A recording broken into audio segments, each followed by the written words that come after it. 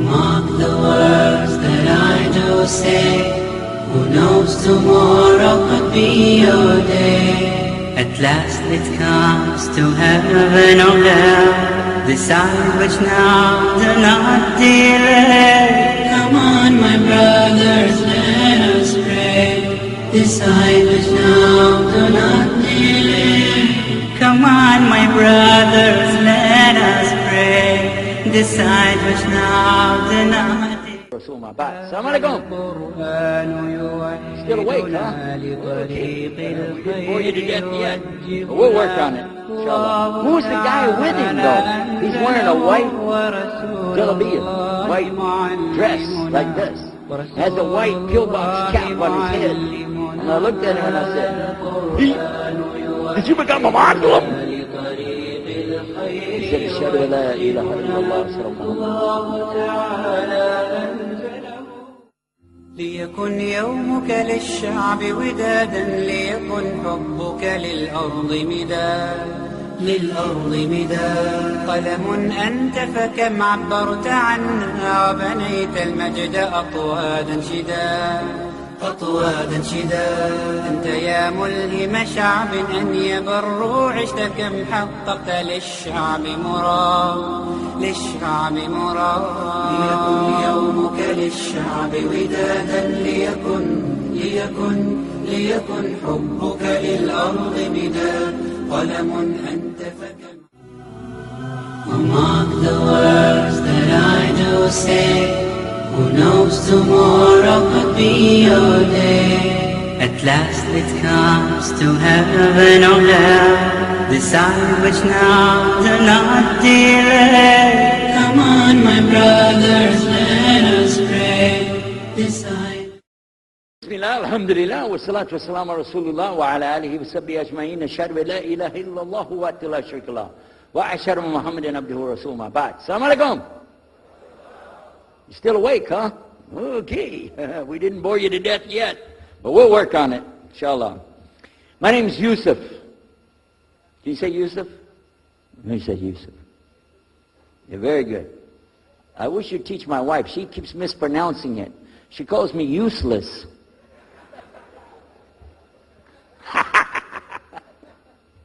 Alhamdulillah. Now, how many of you were in the program today? I was teaching us, trying to teach about how to call the people to Islam called da'wah. How many were there? Okay? All right. I just used an example what I was telling you about. Remember I was telling you when you introduce yourself to somebody, you got to get friendly with them. So I just used an example right there. Because this will disarm the people. Disarm them and make them relax a little bit. Because they're coming to you with things like, how come you Muslims has to kill all the people? What kind of question is that? How come you have to beat your wives? Why does your book tell you that you're the only ones going to go to paradise? So these kind of questions, when they come to you, what are you going to do? So the first thing, as we said in the program, and I hope, by the way, if you didn't join us today, join us tomorrow. Are we continuing tomorrow on the Dawah thing or no? Oh, okay. But when we're doing it, you look through the schedule. I'm not going to get into that, but just look through the schedule and join us for this whenever we're talking about the Dawah. Because part of giving Dawah is you. And if the people aren't buying, they're not going to listen to what you got to say. So you got to soften them up a little bit. Got me? Okay, where are we? The subject tonight is the subject of priests and preachers entering Islam. And often people ask me, we heard about you used to be a priest or something and you came into Islam, so, tell us about it. We want to know, how does that happen? And it's not just Muslims who want to know. Non-Muslims would like to know the story too, because they feel like, you mean you didn't understand? I mean, you were a priest, you didn't understand about Jesus? Come on, man! So, it's a topic that I talk about a lot. The first thing I have to do is clarify a couple of points. I was not a priest. In the English, we use the word priest to mean somebody who is in the Catholic Church. If you're not from the Catholics, if you're from the Protestants, then you don't use that term. We usually use the term, for instance, pastor, minister, preacher, reverend, and these are some of the titles. We came up with an awful lot of them because that's the way humans are, right? Give ourselves titles. So I was a preacher and a minister of music. But it doesn't really matter, but just if you're talking to a Christian and you say a priest, he's going to say, oh my God, how is that? And when they find out, oh, you weren't a Catholic, oh, that's a lie, then you weren't a priest. So I want to clarify that. As a matter of fact, I will tell you in my own estimation, I'm probably the least of the factions within this equation. Because there were so many other people that came into Islam at the same time I did. That's why it takes a little bit of time to tell the story. But they asked me to tell it tonight, so we're going to do that. But I want you to listen carefully to realize what goes through the mind of a person that's not Muslim. Okay? And I usually start out by telling people that my father and I were both ministers, and both of us were also businessmen. In the reverse order. We were business first and preacher second. Got me? Because, well, you know, as they say, business is business. And that's exactly how it worked. We operated mostly in Texas. We had a place in San Antonio, Houston, and also in the Dallas area. And we were very concerned about Christian conditions. So my father started something called Concerned Christian Centers. And basically, if you look at it from a material point of view, it was a place to sell stuff. But what we would do is take consignment things in. People could bring things into us, and then we would sell it and keep part of the money. And keep a lot of the money. But anyway, they would bring in what they make with their hands, arts and crafts. And a lot of old women, they like to sit around and make things, then they give it to us. And this helps the church, which is called the church, and then it helps them as well. So it became like business and religion tied together, and that's very common in our country. At one point, my father told me, we're going to start doing business with a man from Egypt. Well, I said, well, this is great. International sounds good. We can put this in our business card. We're international. He said, and this man is from Cairo, Egypt, and that's where, if you know, they have the Nile River, they have those big pyramids, they have the Sphinx, Abu Hul, you know, they got everything. And we said, oh, this is good. He said, and he's a Muslim. I'll never forget it. I've told the story many times, but it's just like it happened yesterday. I'm standing in between the kitchen, or in the dining room and the living room area, you know, like this when we're talking, and I just stopped like this. I said, what? A Muslim? No way. No way do I want anything to do with that. Dad, come on, you should know better than anybody. Because we were linked in with other preachers. My father supported people like Pat Robertson. Huh? You know him? Pat Robertson? And Oral Roberts. He's not very popular anymore, but he used to be real strong. And his ministry up in Tucson, Tulsa, Oklahoma.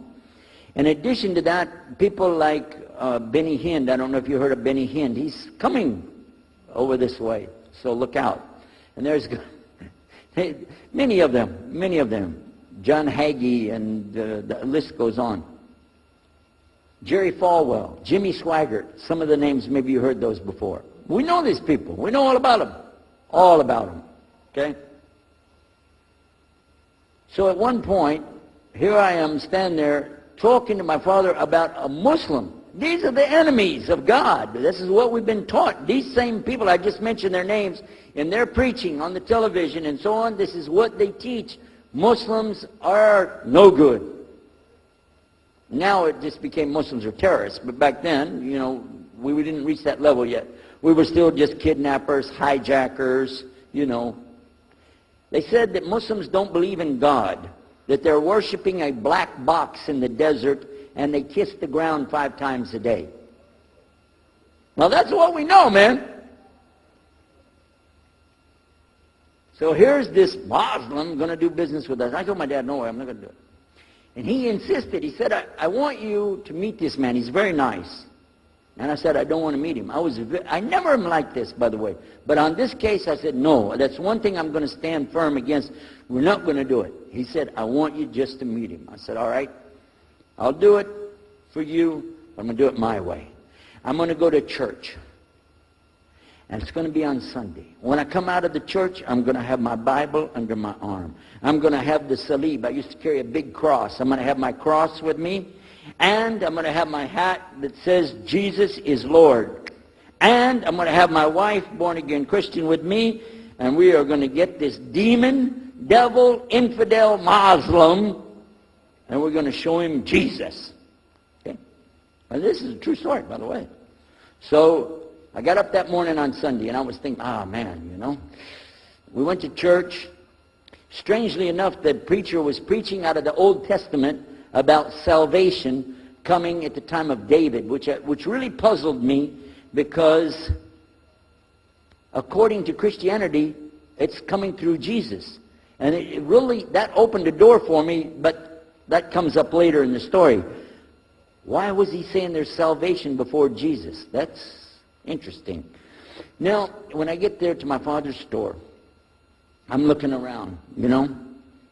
I'm looking for somebody wearing, you know, a long white robe and some kind of black, you know, thing over that, with a long beard, and I guess I was looking for me, wasn't I?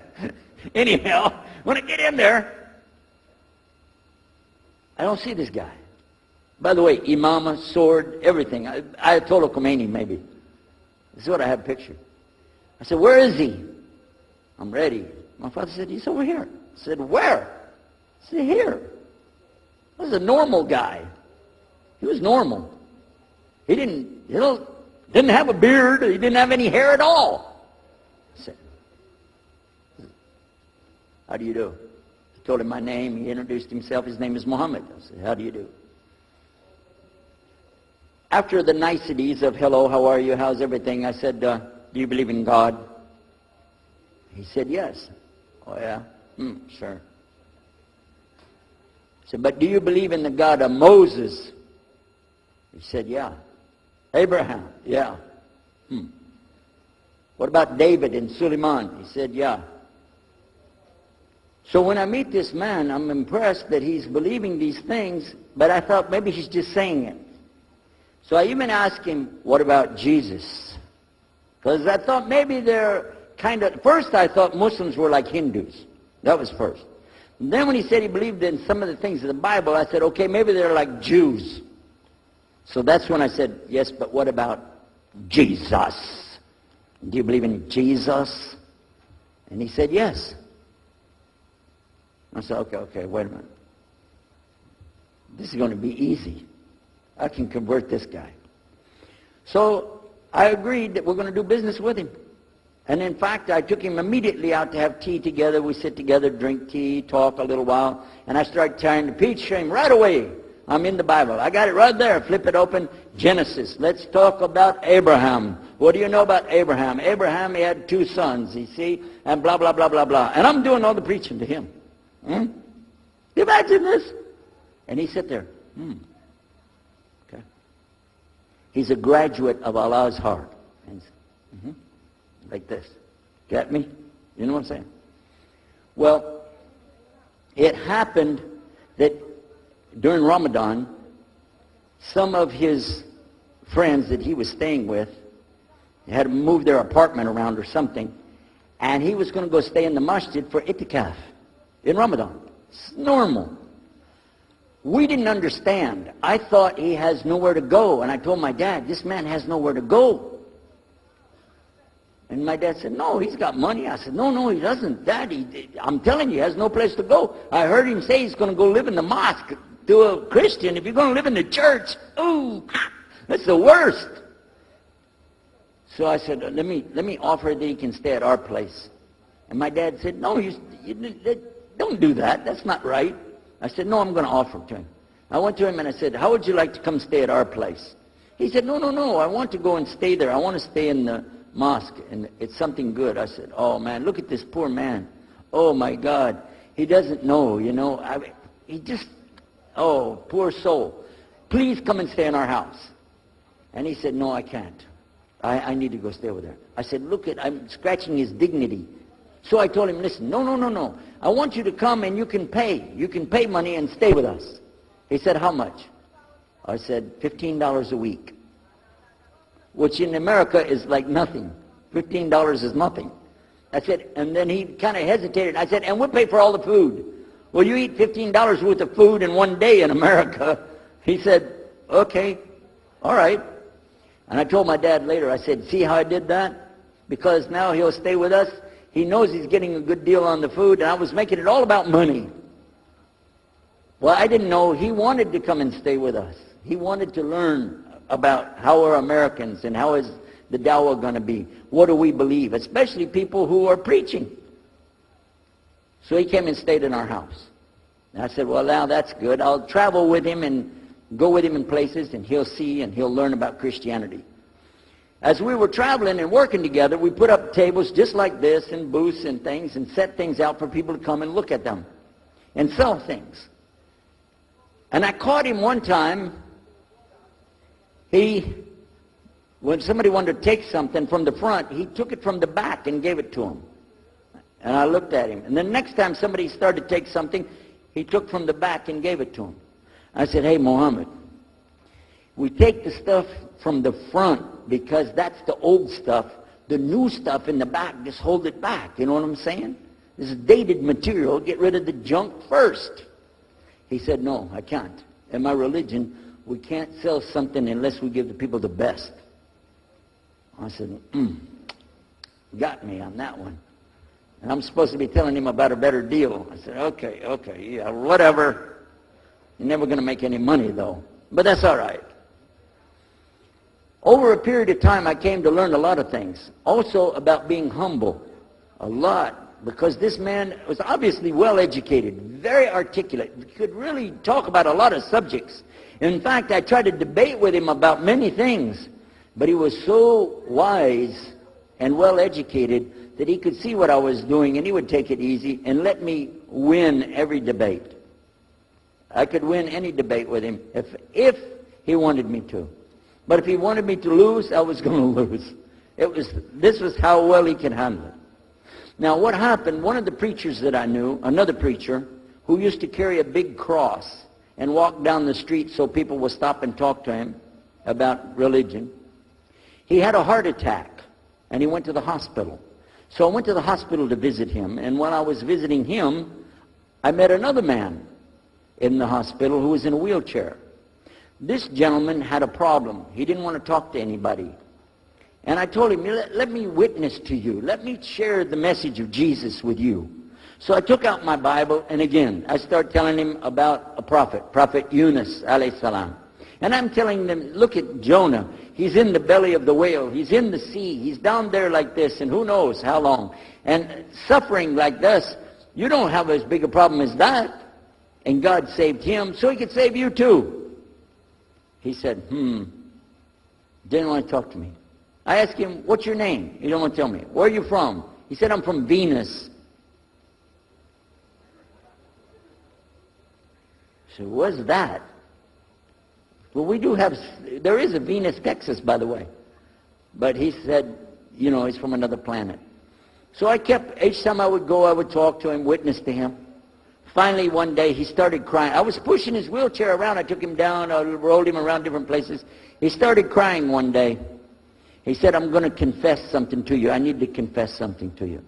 Now, to a Catholic, confession means you're going to tell the priest all your sins. And then he's going to forgive you. Well, I wasn't Catholic. And I told him, listen, I'm not Catholic and I'm not a priest. I'm a preacher. He said, I know. Better than you do. I am a priest. I said, oh my God. This man is a priest? And he knows the Bible better than I do. He said, I just have had a hard time. I've been here and having heart attacks, and I've been having problems and everything, and trying to figure out a lot of things. He said, I'm sorry I took it out on you. I really am. I apologize. And he started crying. And when he started crying, I felt sorry, you know. I hugged him, and I said, it's okay. One day I went to the hospital, and my friend was gone. So I started visiting with the priest. And then it happened one time I went to visit him at the hospital, and he was gone. And I asked him, where did he go? They said he went home. I said, home? He's a missionary priest from South America.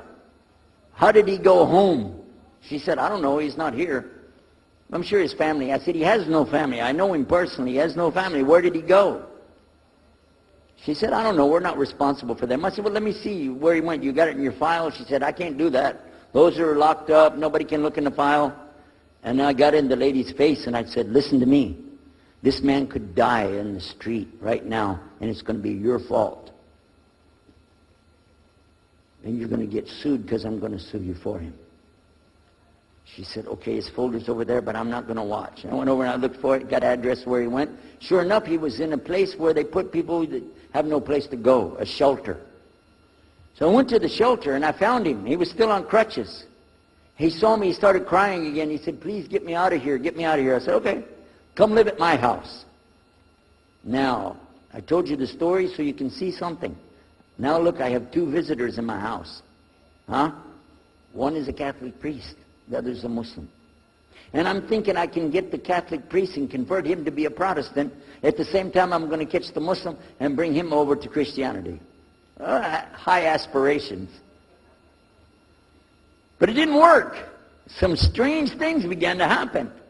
We would sit around the table at night to discuss what is the Bible and what's the salvation. My father has a Bible. It's called King James Version of the Bible. Most of you probably heard about it, especially any students of Ahmadiyya or Zakir Naik. You've heard about King James Version of the Bible. But I work out of a different one that I've had since 1953.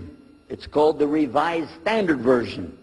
And it says in it, King James Version has grave mistakes, grave errors, defects in it. That's what it says. So I began to preach out of mine, which doesn't match. And my father said, no, it's this way. I said, no, it's this way. Now my wife comes up with her Bible from Jimmy Swaggart. It's called The Good News for Modern Man. Okay? Totally different. It's written in modern vernacular. You can just, say anything you want to with it. You don't even recognize the Bible anymore. The Catholic priest, he's got another Bible. An older Bible with 73 books. We're working out of 66 books. And his is not even the same in the verses. It doesn't match up at all. And I never even knew about this subject until then. And he's saying this, and I'm saying that. My father's saying something else. My wife's on something else. And all the time, Muhammad the Muslim is sitting over there like this.